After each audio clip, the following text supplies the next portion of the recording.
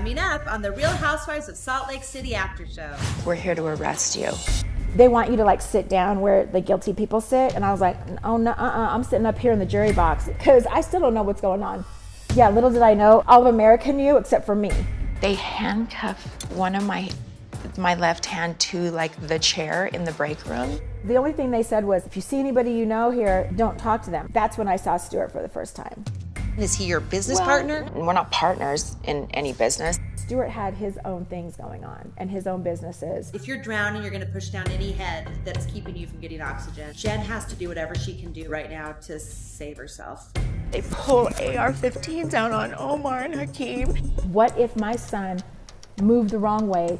They shot him, he'd be another statistic. I felt devastated for her and devastated for her children.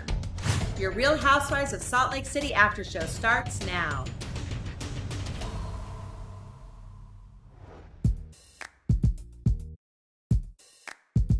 One of the first people you reach out to when things settle down is Lisa, but she didn't answer. Who is this? I'm gonna go grab a drink from the kitchen real fast. No, you're not going anywhere.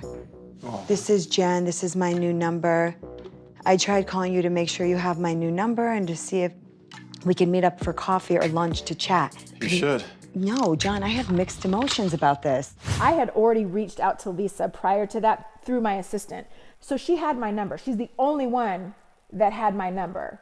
When I started calling everybody, that's when Lisa didn't answer. You know, I always put everybody else before me. And at this moment, I'm like, you know what? I needed to be in a better space before meeting with Jen. And I needed to still work on, it's so overused, but I needed to process. She's not who I thought she is. And then I just feel like everything is a lie. You get it. I know. Before I could go listen and be open to Jen and hear her and be there for her. What are you talking about? You need to process. Girl, you need to process? Do you know what I'm going through? Her and Stu were charged for laundering money and stealing people's money, fraud. I talked to Coach Shaw about it, and Coach is like, well, Cupcake, that's what Coach calls me, Cupcake. He's like, some people do need some time to process things, so you have to allow them that time to process. And I was like, I get it, but if you love them, wouldn't you be like, are you okay? Okay, now I need to like really process some stuff, Jen, but like, I just want to make sure you're okay. Not, I go ghost on you and I won't talk to you. Listen, I'm already feeling, I'm being ostracized by the entire world. Now my own friends that know me the best are treating me like this. It really hurt me on another level. Like, why does everybody think I'm this bad person? I just felt like I didn't have anybody. You know, you have thousands of friends. It's all great. Jen Shaw party. Ain't no party like a Jen Shaw party. Oh my gosh, we got Shaw Squad. We got all kinds of stuff going on. This happens. Real Housewives star charged in massive fraud money laundering scheme. And it's like, wait a minute, where's everybody? Heather is the only one that immediately picked up. Hey, Heather, it's Jen. Hey, Jen. How are the kids? Well, the kids are fine. How are you? I've been better. Oh my gosh, I was so relieved and just thrilled to have a way to put all of this anguish and anxiety and concern into action. Like, what do you need? What can I do? I've been steeped in a culture like when someone's in crisis, you bring casseroles, you bring childcare, you clean their home, you know, you drop everything to support them and their family. And I was so worried about Jen and her family and about Stuart and his family. And so that phone call was just like an opportunity for me to put anguish into action. Heather's showing up for me at the most traumatic point in my life. I can't really put into words like how much that means to me. I can't ever repay that to her other than just be there for her and show her through my actions and stuff. But it was very hurtful, and I was not expecting it from Lisa. That was like someone pulled the rug out from me after the rug got pulled out from under me. I had no idea. I was not expecting that at all.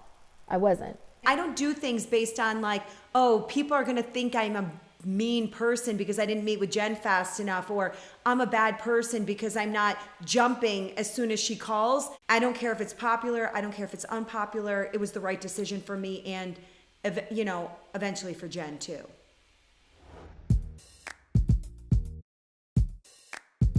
So Heather, you and Jen see each other for the first time since her arrest. Furry coat. It was just mostly an opportunity for me to listen and to let her know that no matter what she's facing, it's just a chapter in her life. It's not the full story. And to let her know that friendship is not conditional. You know, it's not just when you're rich and fancy and funny. It's when you're depressed and dark and struggling. And I had been saddened about the distance with Jen and I'd been saddened about the fact that she had been so close with Lisa, which was just an absolute contradiction to our friendship. And I was glad that she trusted me enough to tell me her story and to share with me what she was going through. And she was very forthcoming. You know, when I got the call, and it was from Sharif's phone number, and usually his GA or someone's with him, so I assumed that that's who was calling me. I didn't even ask. And I was like, wait, what? He's not feeling good. So I got back in the truck and we started driving home. A white minivan pulls up and a black SUV. And so then I'm thinking, I'm being kidnapped. So a minivan and like a black SUV pull into the parking lot we were in because we pulled over. This guy walks out and he's like, hey, Jen. And I'm like, yeah. And he goes, I have a warrant for your arrest. And I was like, for who, me? He's like, but we just want to talk to you and we'll explain it. And I said, for what? And he wouldn't tell me for what. He just wanted to talk to me. He showed his credentials, his card. My aunt was, you know, talked to him, called the phone number, made sure this was like a real thing. Like I'm not about to get sex trafficked to, you know, the Ukraine or something. I mean, who knows? Like this thing is so surreal. What was happening at this time was like, I think I was just in shock. I don't think I even knew how to like process what exactly was happening. I definitely didn't think this had anything to do with me. So that's when I went with him I got in the minivan and then we went to some building. It wasn't like a police station or anything like that. We go into the building and they take me into a break room. I'm thinking, listen, clearly there's a misunderstanding. Plus I'm in a break room. Listen, I don't know if that's like they do that on purpose, but I wasn't in a police station. I'm thinking, oh, we're going to like microwave a Hot Pocket and then leave. I don't know what we're doing, you know? And so they start talking to me. I still don't know that there's any charges or anything. She's like, listen, we're going to go over to the federal building and then you should be able to leave. I didn't know what was going on. I was feeling more unsure about what was happening. And I was like, I'm not moving until somebody tells me, what are we doing here? I don't know where I'm going. And now I don't feel comfortable because you're not telling me anything. Because the only thing they said was, if you see anybody you know here, don't talk to them. And I was like, who's in here that I would know? Like, I don't know anybody. So then there was a car in front of us when we parked. And then that's when I saw Stuart for the first time. Now I'm completely lost and shocked because when I left Beauty Lab and Laser, I tried to call Stuart to tell him, hey, I'm not going to Vail. I'm still here. He didn't answer the phone. So I had never communicated with him that morning or anything like that. So when I saw him get out of the vehicle and walk inside the federal building, I was like, now I really don't know what is going on.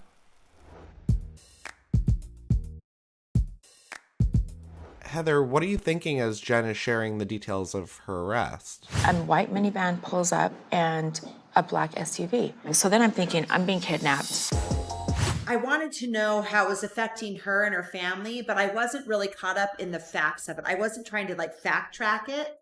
I was just like, all I have to do right now is be a friend and be a listening ear and let her know that there's an audience willing to hear her side of it, because she knew that the press had been national, you know, and everyone had been talking about it and everyone had come up with theories. And I just wanted to be a safe place for her to tell her side and her story. I never questioned the veracity of it, but I wasn't in that place, you know? I just thought, I'm not her judge. I'm not her jury. Right now, I'm her friend. And a friend listens and tries her hardest to understand. Jen, what happened after you saw Stuart that day? Stuart looked at me and was like, I'm sorry. Do you think Stuart knew? I don't know. We get in an elevator. So me and him are getting in the same elevator. And now I'm just like, am I gonna get in trouble? And they said, don't look or talk to anybody. But I'm like, look, you know, like, am I supposed, Stuart and I are getting in the same elevator. And then we get in and then they made him like face the other wall or whatever. So in the elevator. So I wasn't able to talk to him. And we get up to the floor we were going to. We go into this room and they are like, okay, basically they were just saying, you're gonna go see the judge. When I got there, they want you to like sit down where the guilty people sit. And I was like, oh no, I'm sitting up here in the jury box. I don't know what you're talking about. And I ain't guilty, bitches. I said, no, I refused. No, absolutely not. I am not sitting over there. So I said, can I sit up here in the jury box? And they're like, okay. So I went and sat up there by myself. Look, I don't know what y'all are doing, but I'm here as a spectator, okay? Because I still don't know what's going on. All I do know is I ain't guilty of shit. So until somebody tells me something, I'm not sitting down there. And so the attorney was like, that's fine, you can sit up here. He came and sat up there with me, and I was like, you can go sit down there because I'm not. And I'm thinking, I'm like, oh my God, I need to get to Vail. Like, that's what I'm thinking. I'm looking at the clock, like this is still okay, like, let's hurry this up. This is a misunderstanding. And then I need to talk to my no one knows where I'm at. And I'm thinking, oh my God, Sharif thinks I'm coming up there. Now he doesn't know I disappeared off the face of this earth. So I'm thinking nobody knows anything about anything. That's what I'm thinking at this point, right? Yeah, little did I know, all of America knew except for me. Real Housewife star charged in massive fraud money laundering scheme. No! I have the fucking chills. No. The attorney was like, there's a bunch of media outside. And like, naive me is like, for what? Why is there a bunch of media outside? For who? Why would anybody know to be here or anything like that? Well, every news channel, station, whatever was outside of the doors of the federal building. And that's when I realized, like, this is bigger than I don't understand what is the gravity of this. Like, the fact that this is all out there and I don't even know what's going on, you know? It was so crazy that we probably had to drive around for like almost an hour before I could get out of the car safely and into Coach's car. Honestly, in shock still. Like, this whole thing is like, you know, am I in the Twilight Zone? Like, I don't even understand what the events that have happened today are. Just so completely surreal.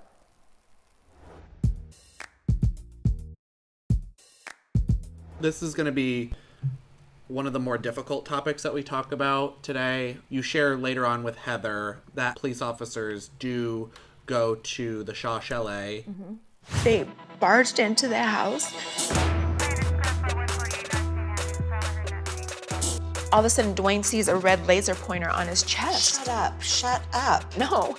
So he opens the door and they pull AR-15 guns out on them. As best as I understand it, there was two groups of government agencies, police, whatever, two different groups, who clearly were not communicating, because I'm going to get Omar at home to go to see Sharif, because one group has contacted, you know, Sharif's office or whatever, right? Trying to, like, not saying anything, but that they need, you know, this is going on at home. Sharif is seeing the video footage alerts pop up. He's in the hospital, so his assistant is seeing it happen. So then he shows me the footage, and the footage is of SWAT team, NYPD, they're going to war gear. I'm thinking, well, clearly, if you're going to spend taxpayers' money to come all the way from New York, you've done your research, I would assume, to know that what you're accusing me of is a white-collar crime, and you would have done your research to know there is no threat here. This is a good, upstanding family. Like, there's no history of guns, violence, nothing. We don't own a gun, nothing. But the way they came in, it was like what you see on TV when they're like coming into like take down Osama bin Laden or like take down like some drug cartel. Like, you know, my point is it's extreme. And I see my son, my 15-year-old, being walked out at gunpoint. They're pointing AR-15s with the red dot on his chest. And he's a black man in America. And it made me so sick as a mother.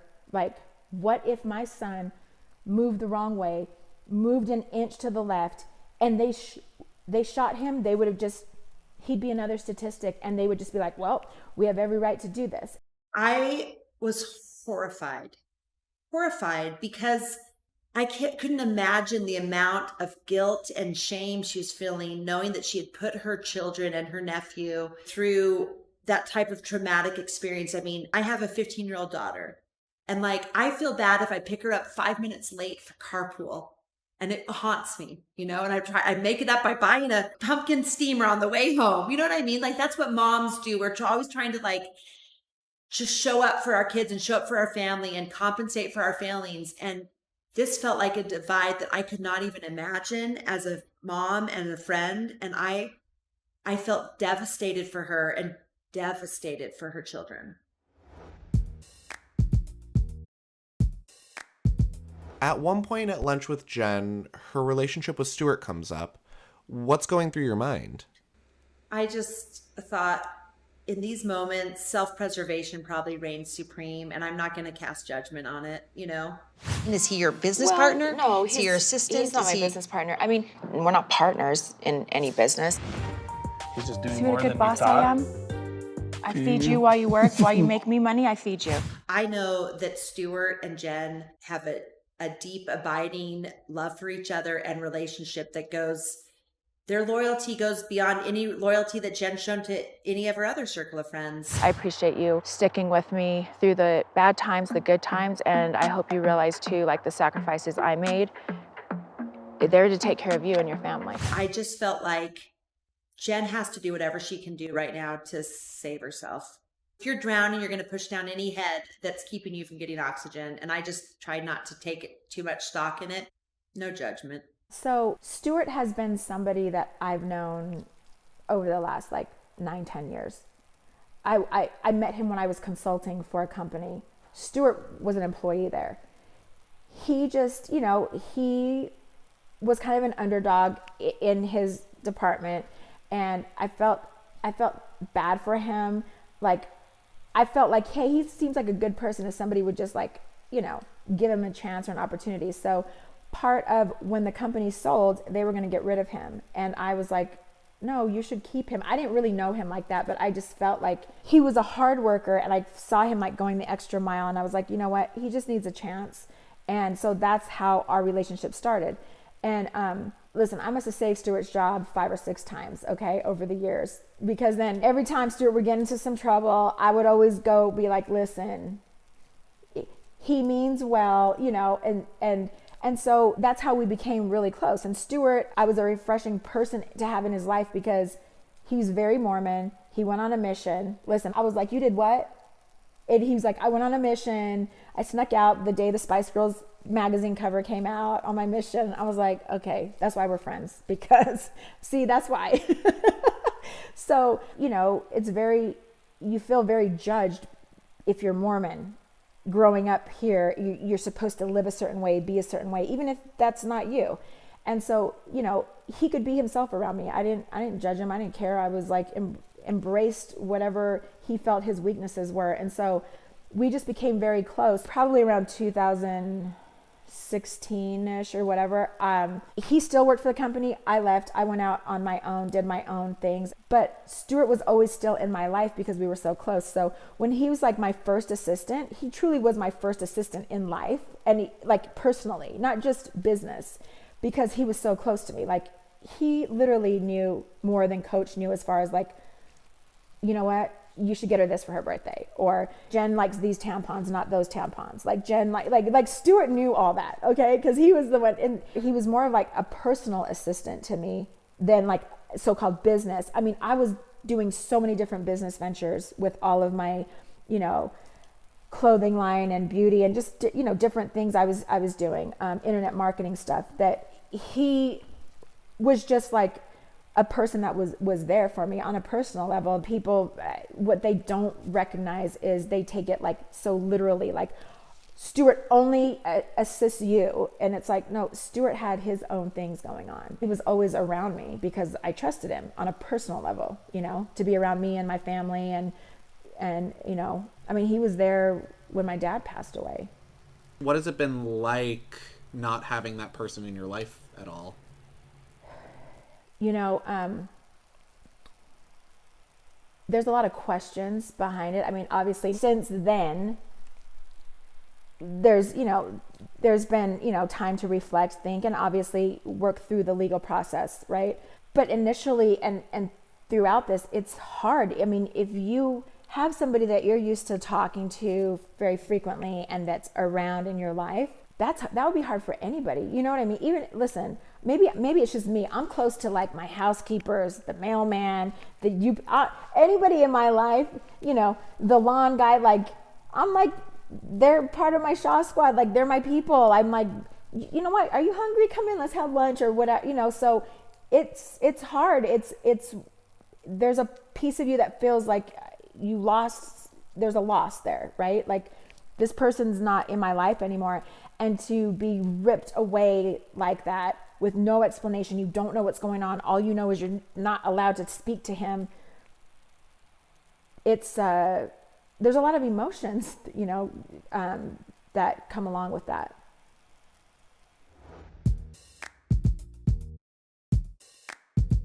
So while you're organizing your closet, you open up not only about your relationship with your possessions, but also your relationship with your mother. Most people have family to be attached to and have history with. I haven't spoken to my mom for 20 years, so there was not an attachment there. For the last 20 years, I bonded with things in my closet. Thank you for bringing this up because, like, I was saying, like, my mom, you know, kind of fell out with me with the Robert Sr. thing. My grandmother passed everything on to me, and literally, she wanted me to also marry her second husband. People say, well, what do you expect? And like, of course she's gonna fall out with you because of the Robert Sr. What do you think? You know, of course, my unconventional marriage is bizarre. But he's not your blood grandfather. No way. I'm just asking because a lot. I was always taught, if you plan your life, God's gonna change it because whatever he has cut out for you, that's the path you're gonna take. When I went with God first, she turned on me. You know, she felt like that it was her mom and that she should have been next in line, that she should have had the church. And when we felt like that wasn't the will of God, she just like cut me off. And so for her to go back on what she taught me, that's where the hurt came in at. I haven't spoke to my mom in 25 years and it became a way of life. It became normal. I became immune. To me, it's not natural not to have your mom. You know, your mom's like your mom. That's like, and for you to make a huge decision in life that you grow up to say, oh, this is what I'm supposed to do. This is what I feel like I'm supposed to be. And then your mom goes, what? And at some point, when do you realize you can't live through your mom? You can't live through and if my mom had still been in my life, she would have been telling me every single thing to do. She would have raised my son. She would have just took everything over. And she was that type. And, you know, I would have let her because I respect my mom and I don't talk back to her. And it's kind of a breath of fresh air of not being there because I don't have to obey no one. Like, just do whatever I want. I mean, who wants rules? You know, I was like, yeah, it's like kind of like you turn 16 and you go to your first party and there's no one, you know, telling you that, yeah, hunting you down. I shouldn't say that. But yeah, it's like you don't have to sneak out anymore. You can just live your life. But you do have to turn it positive and you do have to understand that is your path and it's for a good reason. After 25 years, you grow into who you are and you grow into this independency of not needing or even looking to a mom. I'm my mom. I'm my son's mom. It's like, you learn how not to be too. Like I would never turn on my son, no matter what choices he made. I'm going to be there and I'm going to say, you know what, if this is what you feel is the right thing to do, then do it. But I'm not going to train him and raise him to be a certain way. Then he does it. And then I turn on him. And I feel like coming through 25 years of not speaking to my mom is a blessing because I learned a lot and I learned how to be a better mom to my son. And unfortunately, I don't have a mom, but it's okay. It's there's nothing there that feels like I need her because I'm used to it. If that makes sense. Yeah. If you have a mom, cherish her because it's definitely a blessing and a luxury to have a mom that will stand by you no matter what. So that's how I look at it.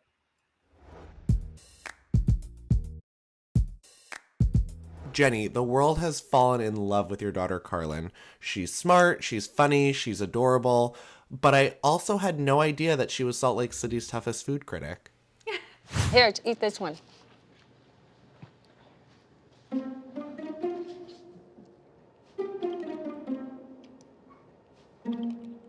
So far, it's good.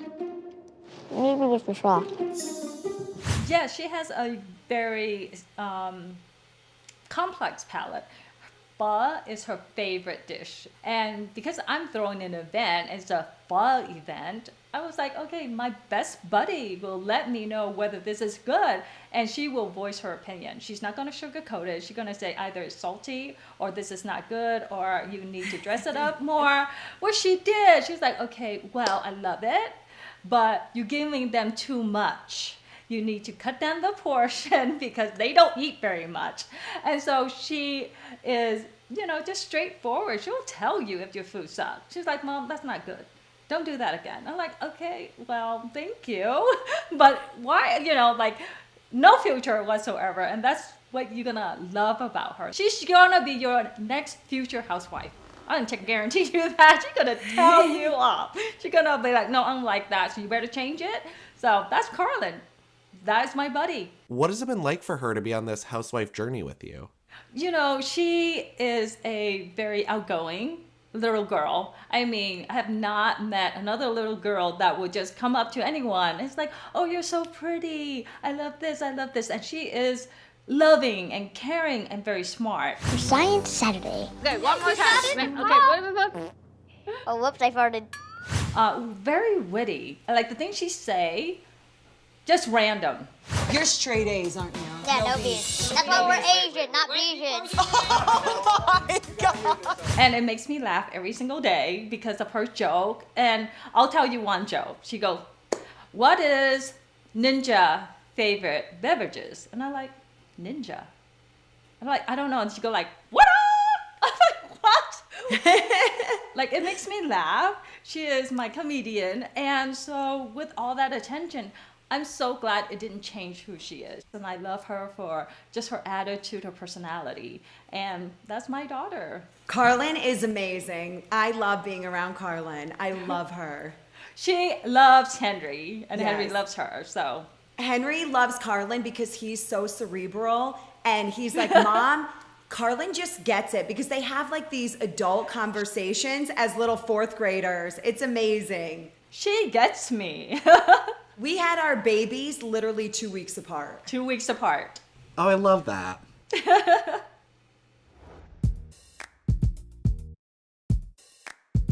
You and Coach Shah have a heart-to-heart over Popeyes. I mean, obviously over Popeyes. Everything's better over Popeyes, okay? I got some chicken. Yes. You know what? You're a good wife for this. As you enjoy the beautiful spread, you express how hard it's been not hearing from your family. I feel like I'm doing this all on my own with you. Yeah, what are you saying? We have helped your family for years, I haven't heard from anybody. This whole thing had just happened, and all of a sudden it's like, I'm coronavirus in China right now, okay? It hasn't come to the US. Nobody wants it. No one wants to touch it. They don't know a lot about it. They're just listening to what they see and hear on the media. Her and Stu were charged for laundering money and stealing people's money, fraud. And they're just shying away from it. And then I'm like, wait, where's my family? Like, I haven't heard from my sister-in-laws, my brother-in-laws, like, where's my family? And so I'm expressing, you know, I was hurt. I was definitely in my feelings at this time when I was talking to Coach. Where the is everybody? Because I've been there for them this whole time. I'm asking the hard questions now. Like, are they being just like these other people in my life that I thought were my friends and are gone, is my family doing that too? And that's when Coach, is telling me, babe, I'm sorry, part of this is my fault. I've tried to be a better gatekeeper, and I'm sorry. My family, my mother, my father, my brothers, my sister love you. Because I had a new phone number, so they had to get my new phone number from Coach. And that's when Coach was like, they have reached out, baby. These people, your family has reached out. I just told them, please, she's dealing with so much. And there were days where I was just like, I can't get out of bed today.